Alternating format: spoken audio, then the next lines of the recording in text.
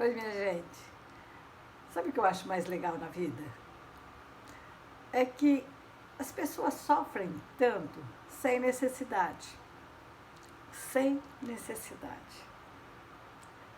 Existe uma passagem na Bíblia, uma história de Jesus, que conta que os discípulos, inclusive Pedro, estava ali no barco. À noite, uma tempestade. Aquilo era trovão e raio para todo lado. E Jesus, então ele estava no monte orando e ele vem caminhando sobre as águas.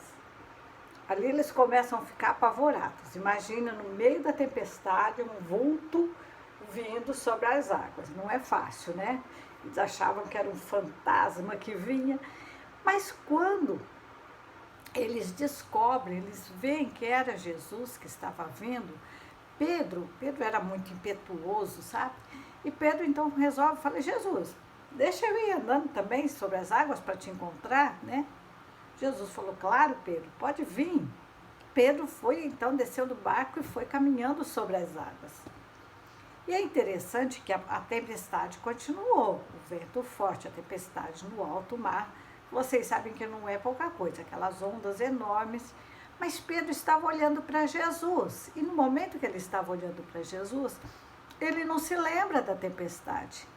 Eu não sei quantos passos Pedro deu, mas ele deu alguns passos. Ele andou sobre as águas, olhando para Jesus.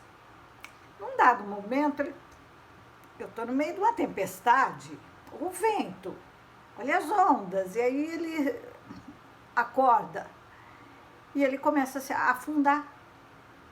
E aí ele estica, Jesus, me socorre porque eu vou perecer. E aí Jesus vai até ele, dá a mão e tira da água e leva para o barco. E naquele momento ainda, né, Jesus ainda fala algumas coisas ali para os discípulos e manda que a tempestade, o vento se acalme. Mas qual que é o motivo da minha alegria? O motivo da minha alegria é que nós temos Jesus para olhar para ele. Quando a gente está na tempestade, seja lá qual for a tempestade da sua vida, gente, todos nós passamos por tempestades.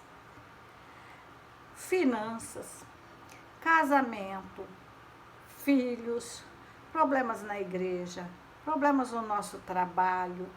E às vezes a tempestade ela vem com o vento, com as folhas caindo, as ondas se levantando, o barco balançando, e você fala, eu vou perecer.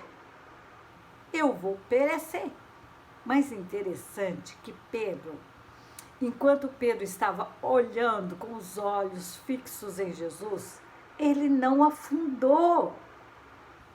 Ele se esqueceu da tempestade. E eu penso o seguinte, que se Pedro não tivesse deixado de olhar para Jesus, aquela tempestade ia se acalmar totalmente.